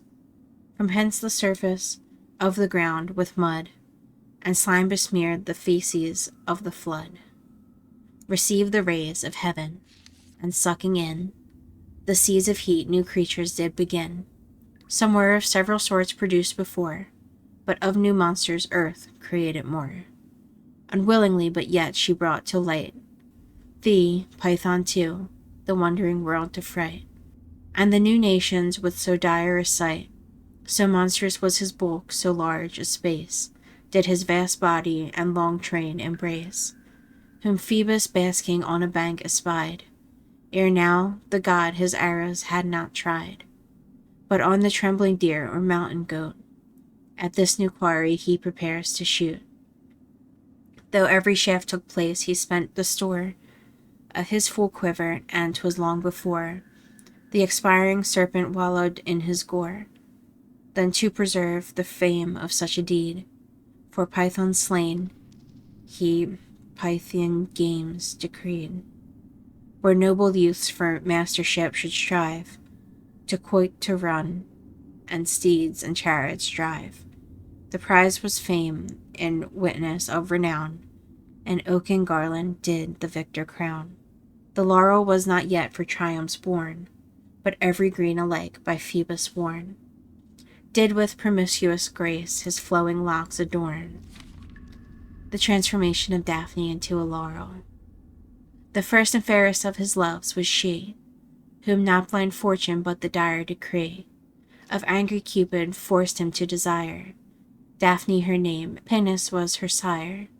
Swelled with the pride that new success attends, he sees the stripling while his bow he bends, and thus insults him, thou lascivious boy, are arms like these for children to employ? No such achievements are my proper claim, due to my vigor and unerring aim. Restless are my shafts and Python late, and such a feathered death has found his fate. Take up the torch and lay my weapons by, with that the feeble souls of lovers fry. To whom the son of Venus thus replied, Phoebus, thy shafts are sure on all bedside, but mine of Phoebus, mine the fame shall be of all thy conquests when I conquer thee. He said, and soaring swiftly winged his flight, nor south but on Parnassus's airy height. 2 different shafts he from his quiver draws, one to repel desire and one to cause. One shaft is pointed with refulgent gold, to bribe his love and make the lover bold. One blunt and tipped with lead, whose base allay provokes disdain and drives desire away. The blunted bolt against the nymph he dressed, but with the sharp transfixed Apollo's breast. The enamored deity pursues the chance, the scornful damsel shuns his loathed embrace. In hunting beasts of prey her youth employs, and Phoebe rivals in her rural joys. With naked neck she goes and shoulders bare, and with a fillet binds her flowing hair. By many suitors sought, she mocks their pains, and still her vowed virginity maintains. Impatient of a yoke, the name of bride, she shuns and hates the joys she never tried. On wilds and woods she fixes her desire, nor knows what youth and kindly love inspire. Her father chides her off. Thou oust, says he, a husband to thyself, a son to me. She like a crime abhors the nuptial bed. She glows with blushes, and she hangs her head. Then casting round his neck her tender arms, soothes him with blandishments and filial charms. Give me, my lord, she said, to live and die, a spotless maid without the marriage tie. 'Tis but a small request, I beg no more than what Diana's father gave before. The good old sire was softened to consent, but said her wish would prove her punishment. For so much youth and so much beauty joined, opposed the state which her desires designed. The god of light, aspiring to her bed, hopes what he seeks with flattering fancies fed, and is by his own oracles misled. And as in empty fields the stubble burns, or nightly travelers when day returns, their useless torches on dry hedges throw, that catch the flames and kindle all the row. So burns the god, consuming in desire, and feeding in his breast a fruitless fire. Her well-turned neck he viewed, her neck was bare, and on her shoulders her dishevelled hair. Oh, were it combed, said he, with what a grace would every waving curl become her face. He viewed her eyes like heavenly lamps that shone. He viewed her lips, too sweet to view alone. Her taper fingers and her panting breast. He praises all he sees, and yet, for the rest, believes the beauties yet unseen are best. Swift as the wind, the damsel fled away, nor did for these alluring speeches stay. Stay, nymph, he cried, I follow, not a foe. Thus from the lion trips the trembling doe. Thus from the wolf the frightened lamb removes, and from pursuing falcons fearful doves. Thou shun'st a god, and shun'st the god that loves. Ah, lest some thorn should pierce thy tender foot, or thou shouldst fall in flying my pursuit. To sharp uneven ways thy steps decline. Abate thy speed, and I will bate of mine. Yet think from whom thou dost so rashly fly. Nor basely born, nor shepherd's swain am I. Perhaps thou know'st not my superior state, and from that ignorance proceeds thy hate. Me, Carlos, Delphi, Tenedos, obey. These hands the Patrian sceptre sway. The king of gods begot me, what shall be, or is, or ever was, in fate I see. Mine is the invention of the charming lyre, sweet notes and heavenly numbers I inspire. Sure is my bow, and erring in my dart, but more deadly his who pierced my heart. Medicine is mine, what herbs and simples grow, in fields and forests all their powers I know, and am the great physician called below. Alas, the fields and forests can afford no remedies to heal their love-sick lord. To cure the pains of love no plan avails, and his own psychic the physician fails. She heard not half, so furiously she flies, and on her ear the imperfect accent dies. Fear gave her wings as she fled the wind, increasing speed her flowing hair behind, and left her legs and thighs exposed to view, which made the god more eager to pursue. The god was young, and was too hotly bent to lose his time in empty compliment, but led by love, and fired with such a sight, impetuously pursued his near delight. As when the impatient greyhound slipped from far, bounds o'er the glebe to course the fearful hare, she in her speed does all her safety lay, and he with double speed pursues the prey. Or runs her at the sitting turn, and licks his chaps in vain, and blows upon the flicks. She scrapes, and for the neighboring covert strives, and gaining shelter doubts if yet she lives. If little things with great we may compare, such was the god, and such the flying fair. She urged by fear her feet did swiftly move, but he more swiftly who was urged by love.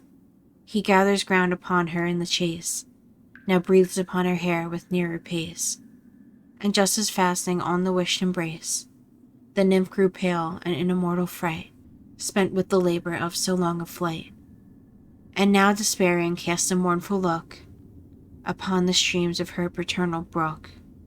"Oh, help," she cried, "in this extremest need! If water gods or deities indeed gape earth and this unhappy wretch entomb, or change my form whence all my sorrows come." Scarce had she finished when her feet she found, benumbed with cold and fastened to the ground. A filmy rind about her body grows, her hair to leaves, her arms extend to boughs. The nymph is all into a laurel gone, the smoothness of her skin remains alone. Yet Phoebus loves her still, and casting round her bowl his arms, some little warmth he found. The tree still panted in the unfinished part, not wholly vegetative, and heaved her heart. He fixed his lips upon the trembling rind, it swerved aside, and his embrace declined. To whom the god, because thou canst not be my mistress, I espouse thee for my tree. Be thou the prize of honor and renown, the deathless poet and the poem crown. Thou shalt the Roman festivals adorn, and after poets be by victors worn. Thou shalt returning Caesar's triumph grace, when pomp shall in a long procession pass. Breathed on the post before his palace wait, and be the sacred guardian of the gate. Secure from thunder and unharmed by Jove, unfading as the immortal powers above. And as the locks of Phoebus are unshorn, so shall perpetual green thy boughs adorn. The grateful tree was pleased with what he said, and shook the shady honors of her head. The transformation of Io into a heifer. An ancient forest in Thessalia grows, which Tempe's pleasing valley does enclose. Though this the rapid Peneus take his course, from Pendus rolling with impetuous force, mist from the river's mighty fall arise, and deadly damps enclose the cloudy skies. Perpetual fogs are hanging o'er the wood, and sounds of waters deaf the neighborhood. Deep in a rocky cave he makes abode, a mansion proper for a morning god. Here he gives audience, issuing out decrees to rivers, his dependent deities. On this occasion hither they resort, to pay their homage and to make their court, all doubtful whether to congratulate his daughter's honor or lament her fate. Spercheius, crowned with poplar, first appears, then old Apidanus came crowned with years, Anipus turbulent and fiercest tame, and Aias last with lagging waters came. Then of his kindred brooks a numerous throng condole his loss and bring their urns along. Not one was wanting of the watery train that filled his flood or mingled with the main. But Anatius, who in his cave alone wept not another's losses but his own, for his dear Io, whether strayed or dead, to him uncertain doubtful tears he shed. He sought her through the world, but sought in vain, and nowhere finding, rather feared her slain. Her, just returning from her father's brook, Jove had beheld with a desiring look. And O fair daughter of the flood, he said, worthy alone of Jove's imperial bed. Happy whoever shall those charms possess, the king of gods, nor is thy lover less. Invites thee to yon cooler shades to shun the scorching rays of the meridian sun. Nor shalt thou tempt the dangers of the grove, alone without a guide, thy guide is Jove. No puny power, but he whose high command is unconfined, who rules the seas and land, and tempers thunder in his awful hand.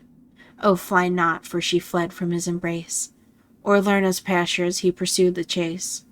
Along the shades of the Lauretian plain, at length the god who never asks in vain, involved with vapors, imitating night, both air and earth, and then suppressed her flight, and mingling force with love enjoyed the full delight. Meantime the jealous Juno from on high surveyed the fruitful fields of Arcady, and wondered that the mist should overrun the face of daylight and obscure the sun. No natural cause she found from brooks or bogs, or marshy lowlands to produce the fogs. Then round the sky she sought for Jupiter, her faithless husband, but no Jove was there. Suspecting now the worst, or I, she said, am much mistaken, or am much betrayed. With fury she precipitates her flight. dispels and shadows of dissembled night, and to the day restores his native light. The almighty leecher, careful to prevent the consequence, foreseeing her descent, transforms his mistress in a trice, and now, in Io's place, appears a lovely cow. So sleek her skin, so faultless was her make, even Juno did unwilling pleasure take, to see so fair a rival of her love. And what she was, and whence, inquired of Jove, of what fair herd and from what pedigree. The god, half caught, was forced upon a lie, and said she sprung from earth. She took the word, and begged the beauteous heifer of her lord. What should he do? 'Twas equal shame to Jove, or to relinquish or betray his love. Yet to refuse so slight a gift would be but more to increase his consort's jealousy. Thus fear and love by turns his heart assailed, and stronger love had sure at length prevailed. But some faint hope remained. His jealous queen had not the mistress through the heifer seen. The cautious goddess of her gift possessed, yet harbored anxious thoughts within her breast, as she who knew the falsehood of her Jove, and justly feared some new relapse of love, which to prevent and to secure her care, to trusty Argus she commits the fair. The head of Argus, as with stars the skies, was compassed round and wore 100 eyes. But two by turns their lids in slumber steep, the rest on duty still their station keep, nor could the total constellation sleep, thus ever present to his eyes and mind. His charge was still before him, though behind. In fields he suffered her to feed by day, but when the setting sun to night gave way, the captive cow he summoned with a call, and drove her back, and tied her to the stall. On leaves of trees and bitter herbs she fed, heaven was her canopy, bare earth her bed. So hardly logged, and to digest her food, she drank from troubled streams defiled with mud. Her woeful story fain she would have told, with hands upheld but had no hands to hold. Her head to her ungentle keeper bow, she strove to speak, and spoke not, but she loud. Affrighted with the noise, she looked around, and seemed to inquire the author of the sound. Once on the banks where often she had played, her father's bank she came, and there surveyed her altered visage and her branching head, and starting from herself she would have fled. Her fellow nymphs, familiar to her eyes, beheld but knew her not in this disguise. Even Antaeus himself was ignorant, and in his daughter did his daughter want. She followed where her fellows went, as she were still a partner of the company. They stroke her neck, the gentle heifer stands, and her neck offers to their stroking hands. Her father gave her grass, the grass she took, and licked his palms and cast a piteous look. She would have told her name and asked relief, but wanting words and tears she tells her grief, which with her foot she makes him understand, and prints the name of Io in the sand. Ah, wretched me, her mournful father cried. She with a sigh to wretched me replied.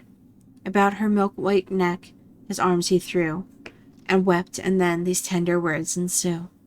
And art thou she whom I have sought around the world, and have at length so sadly found? So found is worse than lost with mutual words. Thou answerest not, no voice thy tongue affords, but sighs are deeply drawn from out thy breast, and speech denied by lowing is expressed. Unknowing I prepared thy bridal bed, with empty hopes of happy issue fed, but now the husband of a herd must be, thy mate and bellowing sons thy prodigy. Oh, were I mortal, death might bring relief, but now my godhead but extends my grief, prolongs my woes of which no end I see, and makes me curse my immortality. More had he said, but fearful of her stay, the starry guardian drove his charge away. To some fresh pasture, on a hilly height, he sate himself and kept her still in sight. The eyes of Argus transformed into a peacock's train. Now Jove no longer could her sufferings bear, but called in haste his airy messenger, the son of Maia, with severe decree, to kill the keeper and to set her free. With all his harness soon the god was sped, his flying hat was fastened on his head, wings on his heels were hung, and in his hand he holds the virtue of the snaky wand. The liquid air his moving pinions wound, and in the moment shoot him on the ground. Before he came in sight, the crafty god his wings dismissed, but still retained his rod. That sleep-procuring wand wise Hermes took, but made it seem to sight a shepherd's hook. With this did he a herd of goats control, which by the way he met and slyly stole. Clad like a country swain, he piped and sung, and playing drove his jolly troop along. With pleasure Argus the musician heeds, but wonders much, and those new vocal reeds. And whosoever thou art, my friend, said he, up hither drive thy goats and play by me. This hill has browse for them and shade for thee. The god who was with ease induced to climb, began discourse to pass away the time, and still betwixt his tuneful pipe he lies, and watched his hour to close the keeper's eyes. With much ado he partly kept awake, not suffering all his eyes repose to take, and asked the stranger who did reeds invent, and wherein began so rare an instrument, the transformation of strings into reeds. Then Hermes thus, a nymph of late there was, whose heavenly form her fellows did surpass, the pride and joy of fair Arcadia's plains, beloved by deities, adored by swains. Strings her name by Sylvians oft pursued, as oft she did the lustful gods delude. The rural and the woodland powers disdained, with Cynthia hunted and her rights maintained. Like Phoebe clad, even Phoebe's self she seems, so tall, so straight, such well-proportioned limbs. The nicest eye did no distinction know, but that the goddess bore a golden bow. Distinguished thus, the sight she cheated too. Descending from the acacias, Pan admires the matchless nymph and burns with new desires. A crown of pine upon his head he wore, and thus began her pity to implore. But ere he thus began, she took her flight, so swift she was already out of sight, nor stayed to hear the courtship of the god, but bent her course to Ladon's gentle flood. There by the river stopped, and tired before relief from water nymphs her prayers implore. Now while the lustful god with speedy pace just thought to strain her in a strict embrace, he filled his arms with reeds new rising on the place. While he sighs his ill success to find, the tender cranes were shaken by the wind, and breathed a mournful air unheard before, that much surprising Pan yet pleased him more. Admiring this music, thou, he said, who canst not be the partner of my bed, at least shall be the comfort of my mind, and often, often to my lips be joined. He formed the reeds proportioned as they are, unequal in their length and waxed with care. They still retain the name of his ungrateful fair. While Hermes piped and sung, and told his tale, the keeper's winking eyes began to fail, and drowsy slumber on the lids to creep, till all the watchman was at length asleep. Then noon the god his voice and song suppressed, and with his powerful rod confirmed his rest. Without delay his crooked falcon grew, and at one fateful stroke the keeper slew. Down from the rock fell the dissevered head, opening its eyes in death, and falling bled, and marked the passage, marked the passage with a crimson trail. Thus Argus lies in pieces, cold and pale, and all his 100 eyes with all their light are closed at once in one perpetual night. These Juno takes that they no more may fail, and spreads them in her peacock's gaudy tail. Impatient to revenge her injured bed, she wreaks her anger on her rival's head. With furies frights her from her native home, and drives her gadding round the world to roam. Nor ceased her madness and her flight before she touched the limits of the Pharian shore, at length arriving on the banks of Nile, wearied with length of ways and worn with toil. She laid her down, and leaning on her knees, invoked the cause of all her miseries, and cast her languishing regards above for help from heaven and her ungrateful Jove. She sighed, she wept, she loud, 'twas all she could, and with unkindness seemed to tax the god. Last, with a humble prayer, she begged repose, or death at least, to finish all her woes. Jove heard her vows, and with a flattering look, in her behalf to jealous Juno spoke. He cast his arms about her neck and said, Dame, rest secure, no more thy nuptial bed. This nymph shall violate, by Styx I swear, and every oath that binds the thunderer. The goddess was appeased, and at the word was Io to her former shape restored. The rugged hair began to fall away. The sweetness of her eyes did only stay, though not so large her crooked horns decrease. The wideness of her jaws and nostrils cease. The hoofs to hands return in little space. The 5 long taper fingers take their place, and nothing of the heifer now is seen, beside the native whiteness of the skin. Erected on her feet she walks again, and to the duty of the forest sustain. She tries her tongue, her silence softly breaks, and fears her former lowings when she speaks. A goddess now through all the Egyptian state, and served by priests who in white linen wait. Her son was Epaphus, at length believed, the son of Jove, and as a god received, with sacrifice adored and public prayers. He common temples with his mother shares. Equal in years and rival in renown, with Epaphus, the youthful Phaeton, like honor claims and boasts his sire the sun. His haughty looks, and his assuming air, the son of Isis could no longer bear. Thou takes my mother's word too far, said he, and hast usurped thy boasted pedigree. Go, base pretender, to a borrowed name. Thus taxed, he blushed with anger and with shame. But shame repressed his rage. The daunted youth soon sees his mother and inquires the truth. Mother, said he, this infamy was thrown by Epaphus on you and me, your son. He spoke in public, told it to my face, nor durst I vindicate the dire disgrace. Even I, the bold, the sensible of wrong, restrained by shame, was forced to hold my tongue.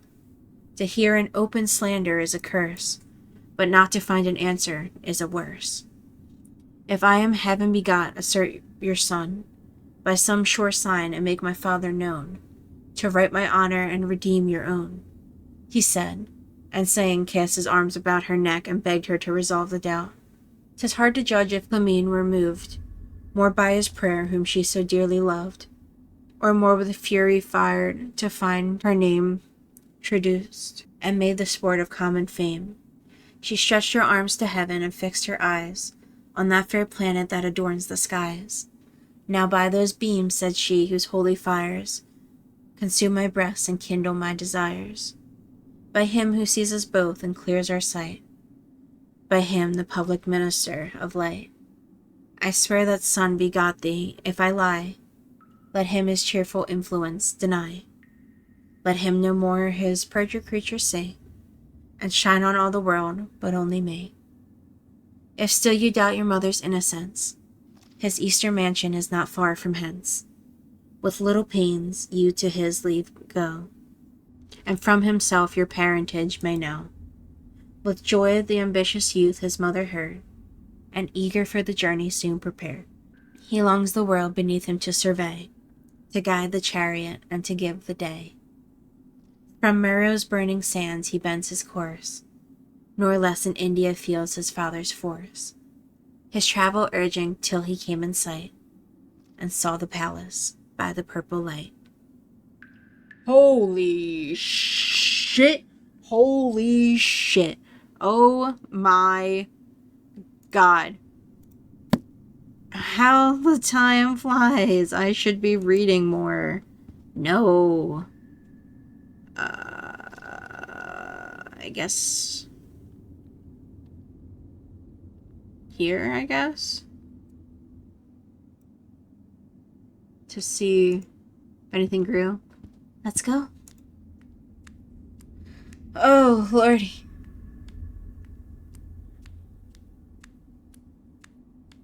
I'm dizzy.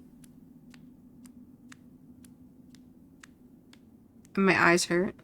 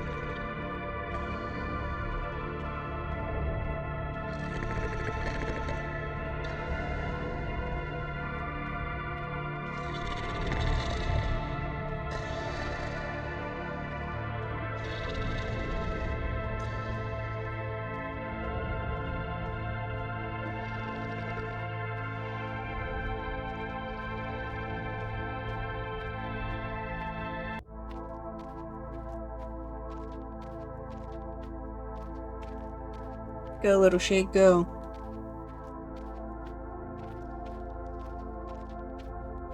They seem like they're moving a little faster.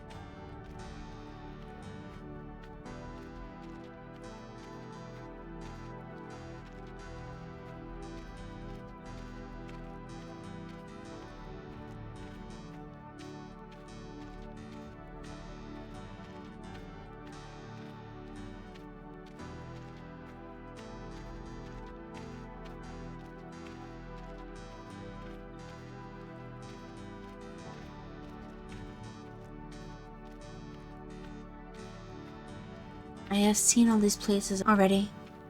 The same old case, just as they were 100 days before.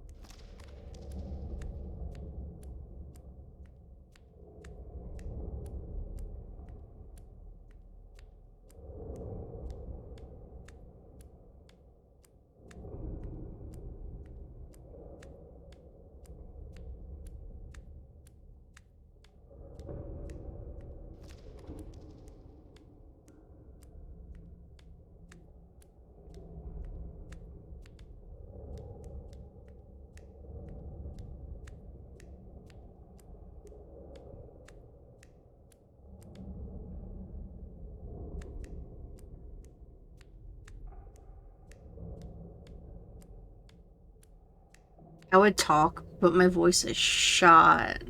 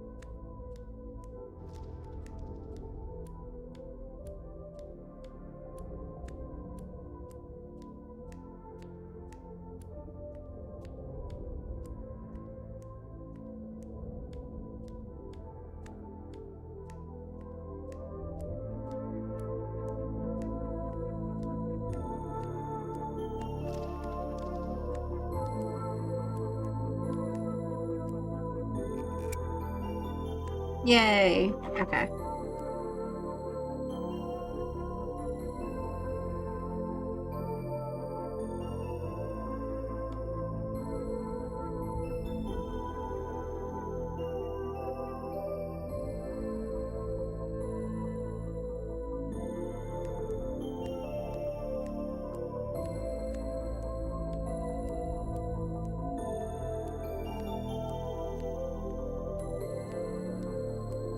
Just in case I need to plan another one.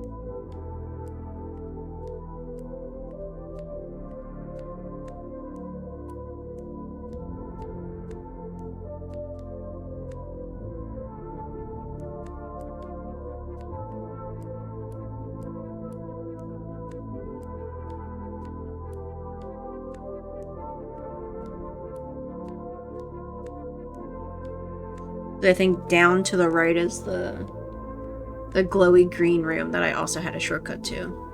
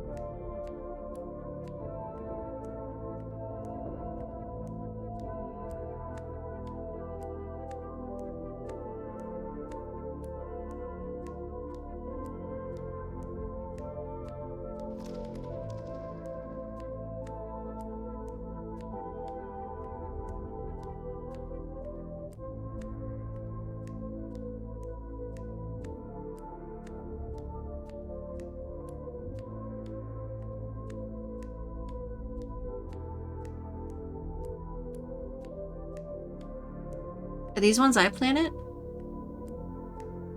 No.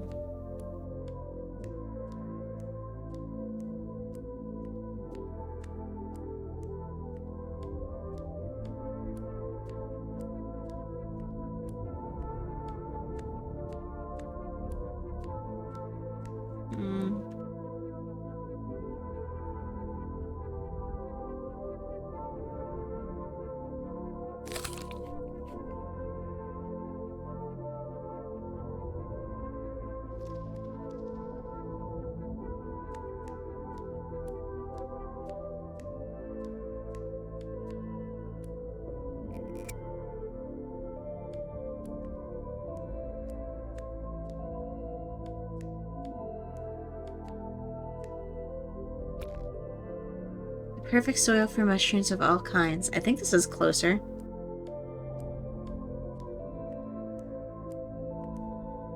I guess this is where I'm ending for this time. This was a long one. So thank you guys for putting up with me.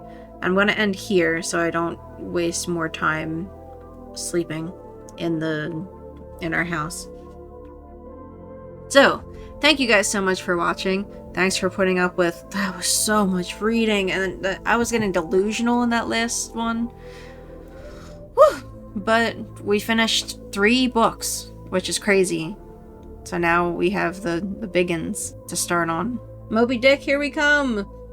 Thank you so much for watching. Leave a like, leave a comment, and subscribe. It'll let you know when the next part of this is posted.